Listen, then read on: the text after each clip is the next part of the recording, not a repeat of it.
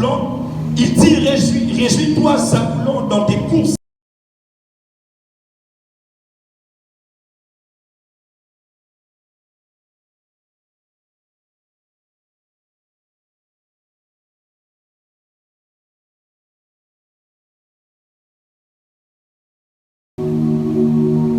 Colossiens chapitre 2.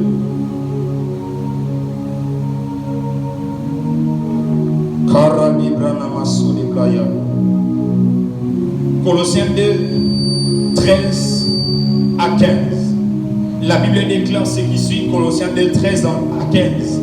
Vous qui étiez morts par vos offenses et par les circoncisions de votre chair, il vous a rendu à la vie avec lui, en nous faisant grâce pour toutes nos offenses. Il a effacé l'acte dont les ordonnances nous condamnaient et qui subsistait contre nous, et il a détruit. Et il a détruit en les clouant à la croix. Il a dépouillé les dominations, les autorités. Il les a livrées publiquement en spectacle, en triomphant d'elles par la croix. Est-ce qu'on peut acclamer légèrement la parole de Dieu? Notre passage, je vais le donner au fur et à mesure que je vais avancer dans mon thème de ce soir. Je dis un grand merci à Dieu qui nous a permis de se tenir ce soir au devant de nous. Je crois que Dieu va te parler ce soir. J'étais en train de dire au-delà même que Dieu va te parler, Dieu va te faire du bien. Il peut te communiquer une seule parole, mais je suis rassuré que cette seule phrase que Dieu peut te communiquer, ça peut changer ta vie. Il suffisait juste à Jacob que Dieu puisse lui dire une seule phrase et Jacob pouvait se transformer en Israël. Je suis en train de croire que ce soir, peu importe les minutes qu'on va prendre dans la prédication, que ce soit 5 ou 10 minutes, saisis la parole de Dieu et cette parole va transformer la vie de quelqu'un. Je suis rassuré que ce soir, tu sortiras transformé. Et j'ai dit aussi un grand merci à nos coordonnateurs qui nous ont fait confiance pour parler de la part de Dieu en ces séminaires. Être un premier orateur, c'est une lourde responsabilité et une charge. Un grand merci au cordon Josué, mais aussi au cordon Shekinah de là où il est, qui puisse recevoir nos actions de grâce, notre reconnaissance, allais-je dire. Les thèmes que nous partageons ce soir, que nous commençons ce soir, c'est combattre pour la victoire. Aide-moi à dire à ton voisin, combattre pour la victoire. Prêche avec moi, combattre pour la victoire. Alors, tout près de ce thème, j'aimerais ajouter une chose. Ça serait comme un sous-thème, mais j'aimerais les raccorder. Combattre pour la victoire et dans la victoire. Alléluia. Alléluia. Est-ce que quelqu'un m'a saisi? Je disais combattre pour la victoire et combattre dans la victoire. Je vais prêcher. Je disais combattre pour la victoire et dans la victoire. La première partie, on nous parle de combattre pour un but. Le but, c'est la victoire. Quand on parle de pour est une préposition qui nous montre un but à poursuivre ou bien un objectif à atteindre. Mais la deuxième partie, combattre dans la victoire, on nous parle d'un lieu où la victoire est obtenue. Parce que dans est une proposition qui introduit un lieu. Alléluia. J'aimerais dire à quelqu'un, nous sommes en train de combattre pour avoir une victoire, mais je vais aussi te rassurer, tu es déjà en train de combattre dans la victoire. Alléluia. Ce que j'aime, nous sommes en train de parler d'un thème qui a trait au combat. Et ce n'est pas la première fois. Les séminaires passés, on nous a parlé aussi sur les combats de la vie et leur victoire. Je me suis dit, on devait se limiter simplement au séminaire passé pour nous parler du combat. Mais on nous revient encore ce soir pour commencer un autre séminaire au sujet du combat. Là, Dieu m'a conduit directement dans Genèse 41. La Bible est en train de déclarer une chose dans Genèse 41, les versets 30. Est-ce que je vais prêcher à quelqu'un? La Bible est en train de dire une chose. Lorsque le pharaon a eu un deuxième songe, il a fait appel à Joseph pour l'interprétation.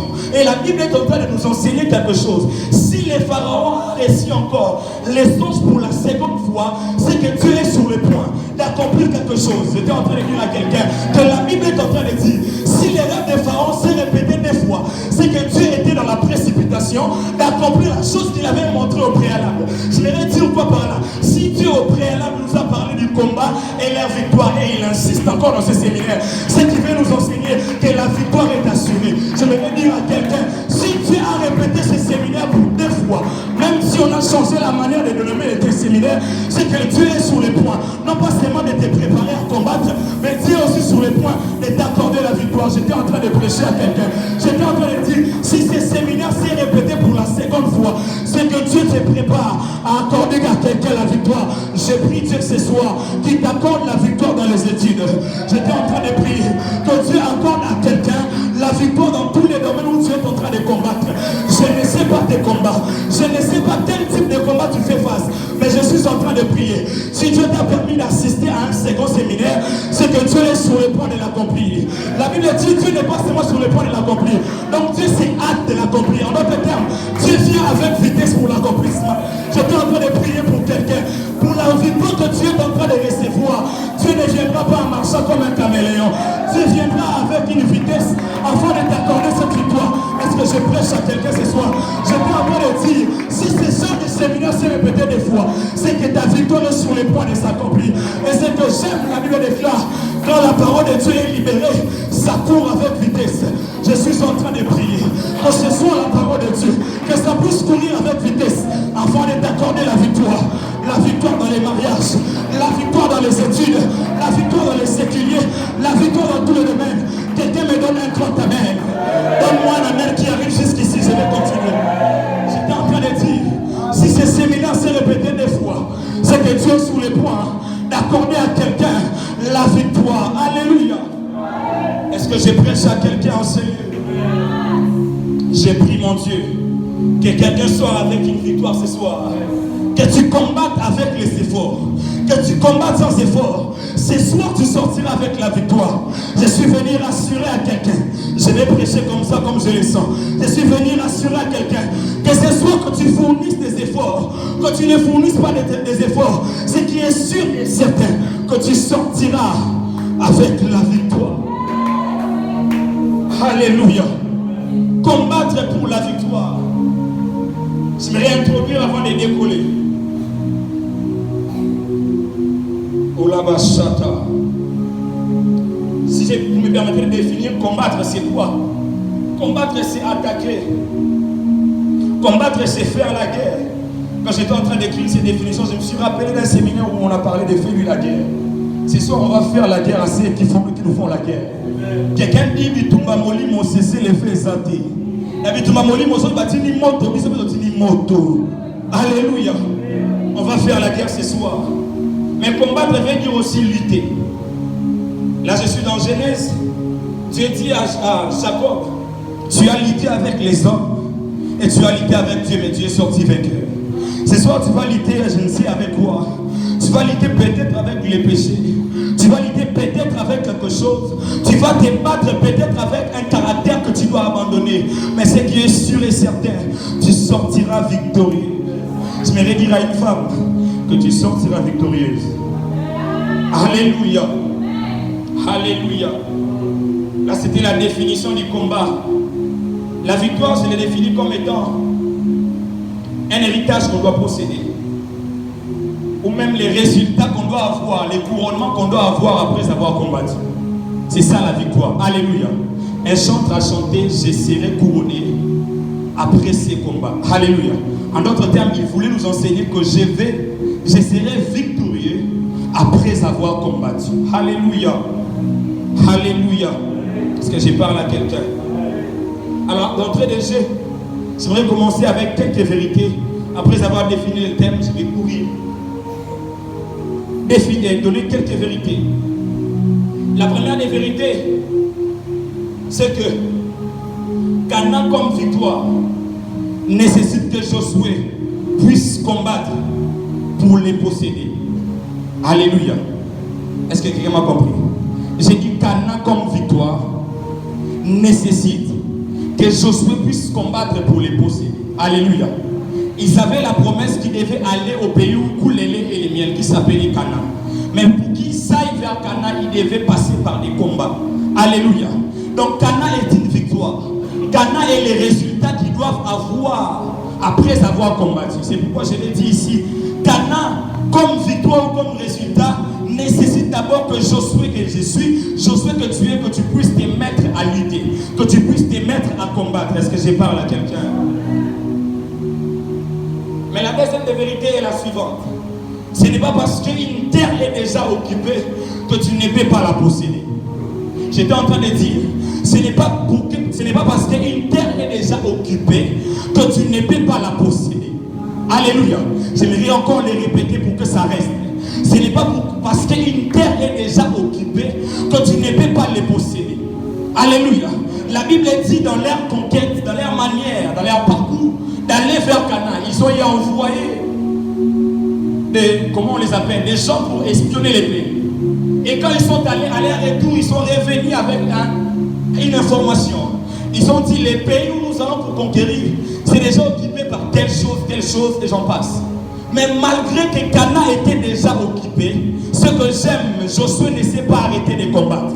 C'est pourquoi j'ai dit, ce n'est pas parce qu'une terre est déjà occupée que tu ne peux pas combattre, que tu ne peux pas la posséder. Ce n'est pas parce que les postes de gouvernement est déjà occupé que tu ne peux pas étudier pour devenir gouverneur. J'étais en train de dire à quelqu'un, ce n'est pas parce que ces titres est déjà occupé à quelqu'un que toi tu ne peux pas le posséder. Ce n'est pas parce que ces postes à la présidence est déjà occupé que toi tu ne peux pas les posséder. Alléluia. Laisse-les être occupés par certaines fonctions. Mais leur occupation ne t'empêche pas de posséder dans la suite. Alléluia. Alléluia. Est-ce que je parle à quelqu'un? Et la troisième des vérités est en fonction de notre adversaire. La troisième vérité, c'est que la connaissance qu'on a de notre ennemi est déjà un pas que nous faisons vers la victoire. La connaissance que nous avons de notre ennemi, c'est déjà un pas que nous faisons vers la victoire. Alléluia. La Bible est en train de dire, dans ces combats qui s'est annoncé, je crois, à Soko, là où se combattaient les Philistins et les enfants d'Israël, la Bible est en train de dire qu'il y avait un géant qui s'appelait Goliath. Je n'ai vu nulle part pardon, où Goliath était en train de boxer les gens. Mais Goliath était en train d'insulter simplement. Goliath était en train simplement de parler. Mais ce que j'aime, là où plusieurs personnes voyaient les paroles de Goliath comme étant des obstacles, David était en train de voir ça comme étant une opportunité de miracle. Là où toi tu vois un obstacle, mais quelqu'un qui a la connaissance de l'ennemi voit ces obstacles comme étant une opportunité pour accéder à un miracle. J'aimerais dire à quelqu'un, tu vas combattre et tu auras un miracle. Tu vas combattre et tu auras les résultats. Mais pourquoi tu auras les résultats? Parce que tu as déjà la connaissance de ton ennemi. La Bible dit, et tous ils étaient en train d'ignorer. Mais il y avait un homme qui avait la connaissance. Il s'appelle David. Lui, il connaissait que c'est lui qui est en train d'insulter. Il n'est pas circoncis. C'est un incirconcis. C'est que déjà, cette parole avait déjà donné à David une longueur d'avance dans les combats. Je voudrais dire à quelqu'un, lorsque tu connais déjà ton ennemi, tu n'as pas à t'inquiéter parce que la victoire est déjà de ton côté. La Bible est en train de dire une chose dans Romains 8, verset 31. Est-ce que je peux prêcher? La Bible dit, si Dieu n'a pas pu retenir, il a livré son fils Jésus-Christ, comment il ne nous donnera pas dire toutes choses avec lui? C'est même la raison pour laquelle j'ai dit, non pas seulement combattre pour la victoire, mais combattre dans la victoire. Parce que dans la victoire, nous avons déjà un héritage. L'héritage premier, c'est que Dieu nous a déjà livré Jésus-Christ. Alors si Dieu t'a déjà livré Christ, c'est que ton combat est déjà livré. C'est que ton combat est déjà vaincu. J'étais en train de dire à quelqu'un, si Jésus-Christ n'a pas été retenu, ce combat qui te donnera la victoire ne serait pas aussi retenu. Je suis en train de voir dans la vie de quelqu'un, le combat s'est rapproché, mais derrière ce combat, il y a une victoire. J'étais en train de dire à quelqu'un, si Jésus-Christ n'a pas été retenu, ton combat ne sera pas retenu. J'aimerais prophétiser une saison de combat qui se rapproche de nous. Mais ce que j'aime malgré le combat, la Bible dit nous sommes plus que vainqueurs par celui qui nous a aimés. Donc Jésus-Christ, nous ne combattons pas seulement pour la victoire, mais nous combattons déjà dans la victoire parce que nous combattons avec Jésus. Ne combat pas seul, combat avec Jésus et la victoire serait certaine. Est-ce que je prêche à quelqu'un? Est-ce que je prêche à quelqu'un? Mais j'aimerais aller vite pour finir mon message. Mais je vais m'apaisantir un moment. Permettez-moi de parler un moment. La Bible est en train de dire une chose quand dans Deutéronome que nous avons lu au chapitre 33, le verset 18. Est-ce que je peux prêcher? La Bible dit une chose. Moïse est en train de prophétiser Il prophétise sur Nephtali, Ruben, sur tous les enfants d'Israël. Mais lorsqu'il arrive à Zabulon et à Issachar, il donne des paroles, mais qui m'inquiètent beaucoup. C'est comme le contraire. Alléluia. Alléluia. Pourquoi c'est comme le contraire? J'aimerais dire une vérité avant d'aller très loin. Vous savez, il y a de ces combats qui nécessitent d'abord qu'on puisse fournir des efforts pour avoir des résultats. Mais il est de ces combats où on nécessite simplement de croiser les mains, mais parce qu'on s'appuie dans la grâce. La grâce va combattre pour nous. Ça m'étonne, ils sont dans la loi, ce n'est pas dans la grâce. Mais Dieu devant Moïse plutôt devant la mer. Moïse est en train de dire aux enfants d'Israël, ne criez pas, ne jetez pas de pierres. Il leur dit une chose, gardez silence, l'Éternel combattra pour vous. Alléluia. Il y a de ces combats qui nécessitent simplement que nous puissions garder silence. Et là on fait appel à celui qui s'appelle Sabaoth. Lui-même il vient pour combattre pour nous. J'aimerais dire à quelqu'un, par moment tu feras des efforts, mais par moment sans effort, la victoire serait ton apanage. Je suis rassuré de dire à quelqu'un, par moment tu feras des efforts, mais il arrivera des moments aussi, sans effort, mais la victoire te sera accordée. Parce que tu ne poursuis pas seulement un objectif. En quelque sorte, tu as déjà l'objectif que tu es en train de poursuivre. C'est qui est, tu as déjà la victoire en Jésus-Christ.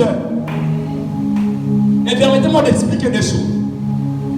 Partant de ces deux personnes sur lesquelles Moïse est en train de libérer des paroles prophétiques qui va leur accorder leur victoire qui s'appelle la réjouissance. Est-ce qu'on peut les lire ensemble? On sait qui avait raté de comprendre les textes. On va les rattraper. Deutéronome 33, les versets 18. Est-ce qu'on peut lire ensemble? Deutéronome 33. C'est l'avant-dernier verset avant la mort de Moïse. Est-ce qu'on est là? Deutéronome 33, les versets 18. J'aime cette prophétie. Et cette prophétie, c'est celle que je vais utiliser dans quelques minutes pour te pousser à chercher ta victoire. Pour te pousser à posséder ta victoire. Alléluia. Je vais simplement libérer des paroles prophétiques sur toi. Et ces paroles prophétiques vont te pousser à aller obtenir ta victoire. Alléluia. La Bible dit une chose, ça m'étonne beaucoup. Sur Zabulon, il dit, réjouis-toi de Zabulon. La victoire pour Zabulon, c'est la réjouissance. Est-ce que j'ai pu avancer? Il dit, réjouis-toi Zabulon dans tes courses. Et toi Issachar, réjouis-toi dans tes tentes. Et ils ont comme résultat la réjouissance qui est leur victoire. Alléluia. Mais pour les premiers, on lui dit de se réjouir dans ses courses. Alléluia. Mais pour les seconds, on lui dit de se réjouir dans ses tentes. Donc, Issachar ne fournit pas des efforts. Issachar se met quelque part, mais la réjouissance vient lui chercher. Mais pour Zabulon, Zabulon doit courir. Zabulon doit fournir des efforts. Mais je me dis, Dieu, c'est le contraire. Pourquoi c'est le contraire? Partant de la signification de leur nom. Issachar, son nom veut dire salaire. Or, le salaire est donné à celui qui fournit un travail. Le salaire est donné à celui qui produit des efforts. Mais alors, celui qui s'appelle salaire, on lui dit de croiser les bras, la réjouissance viendra vers lui. Mais Zabulon, son nom veut dire habitation. Donc c'est Zabulon qui est censé ne pas bouger, entrer dans une maison afin de recevoir la réjouissance. Je comprends par là que la grâce est la juste injustice de Dieu. Par moment, on doit combattre avec la grâce. Qu'est-ce que c'est la grâce? La grâce, c'est les critères. Des gens qui n'ont pas de critères. Là où on cherche des gens qui ont tels critères pour avoir ces postes. Toi, tu n'as pas ces critères. C'est devenu comme un combat pour toi. Mais lorsque tu t'appuies sur la grâce, il y a comme une injustice. Mais ce que j'aime, la grâce, c'est la juste injustice de Dieu. Écoute ce que la Bible dit. J'ai encore vu sous le soleil que la course n'appartient pas simplement aux agiles, ni la guerre aux vaillants, mais tout est question pour eux de temps et de circonstances. La victoire qui est en train de courir vers toi, ça a un temps fixé où Dieu va te l'accorder. Que tu fournisses des efforts ou pas, que tu t'appuies sur la grâce, oui, tu dois t'appuyer sur la grâce, mais malgré ton appui sur la grâce, la victoire a un temps où Dieu a fixé pour que tu puisses recevoir cela. Et je suis en train de prier que ce soir c'est le temps fixé par Dieu pour que tu puisses accéder à ta victoire. J'étais en train de prier pour quelqu'un que ce soir, que Dieu t'introduise dans ta victoire. Zaboulon s'appelle habitation. Zaboulon, tu dois fournir des efforts afin d'accéder à ta victoire. Donc Zaboulon, tu dois combattre. Alléluia. Là je vois des personnes qui ont fait les jeûnes de 40 ans. Est-ce que je vais prêcher? C'est comme nous, on revient les jeûnes de 40 jours. Alpha 40 pour les gens de la compassion. Alpha 40, en descendant, nous sommes descendus avec des choses. Sans orgueil, en descendant, nous sommes descendus avec des paroles comme ça. Des paroles qui peuvent bénir des gens. Mais ça a été un prix à payer pendant 40 jours. Mais il y a des gens qui ne sont pas de la compassion. Et ils ne vont pas payer des prix. Ils n'ont pas fait 40 jours. Mais ça ne leur empêche pas d'avoir les résultats. Ce n'est pas seulement ceux de la compassion qui doivent avoir les résultats. Et ils sont des Issachar. Si nous sommes des Zaboulons, donc nous sommes comme des Jésus-Christ. Nous montons à la montagne 40 jours, mais nous descendons avec l'onction de vaincre la tentation. Là, c'est une victoire que Dieu nous a accordée parce qu'on a fourni des efforts. Ça n'est de même avec Moïse. Il monte à la montagne, 40 jours de jeûne. Il descend avec les tables de la loi. Moïse fournit des efforts, mais il y a un homme dans le Nouveau Testament. On lui appelle l'avorton. Lui, il s'appelle l'apôtre Paul. L'apôtre Paul est en train de dire, les pierres et les autres ont fourni des efforts pendant 3 ans de demeurer auprès de Jésus-Christ. C'est pourquoi ils ont des résultats d'avoir les clés du royaume. C'est pourquoi ils ont eu des opportunités de dormir sur les poitrines de Jésus-Christ. Mais à moi, je n'ai pas fourni les efforts. La Bible est en train de dire, il m'est aussi apparu comme un avorton. Les avortons, ce sont des gens qui naissent sans avoir vu leurs parents. Je vais dire à quelqu'un, peu importe que tu vois la personne qui t'a accordé la grâce, peu importe que tu ne les vois pas, mais parce que tu es un avorton, il va aussi t'apparaître. Et l'apparition de Dieu au devant de toi, c'est une victoire que Dieu t'a accordée. Laissez-les monter Alpha 40. C'est la mission sous Alpha 80. Pour ça, la Mokaka. Là, c'est notre croix, on va les porter. Mais pour toi, ça ne serait pas Alpha 40. Pour toi, il t'apparaîtra comme un avorton. Et peu importe la manière dont Dieu t'a apparu, pourvu qu'il t'accorde la victoire. Je vais demander aux gens de se lever, on va prier. Je crois que j'ai fini mon message, on va prier dans cette direction. La Bible dit une chose, que Moïse était en train de prophétiser sur la vie de Zaboulon et d'Issachar.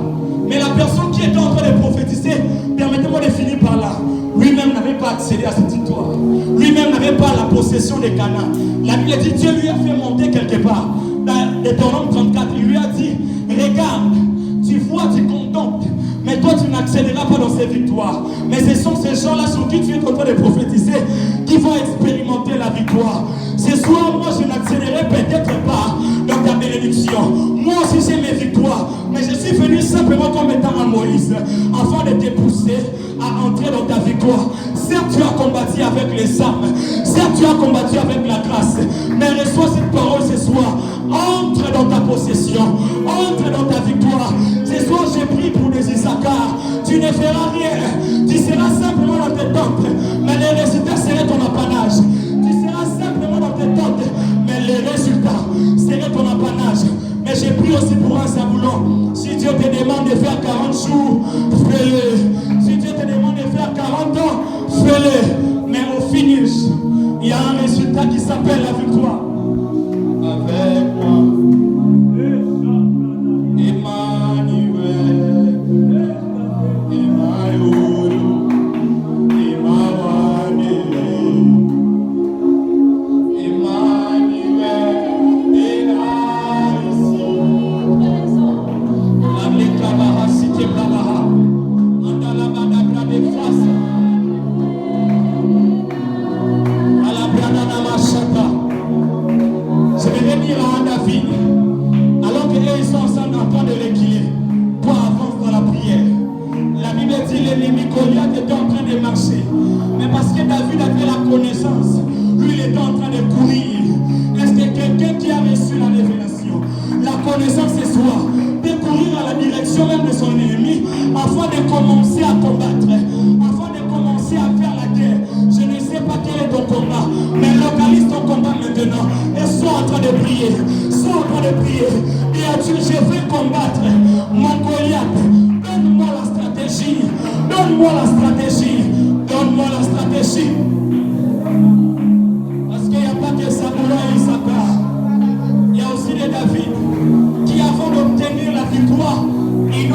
Tu t'es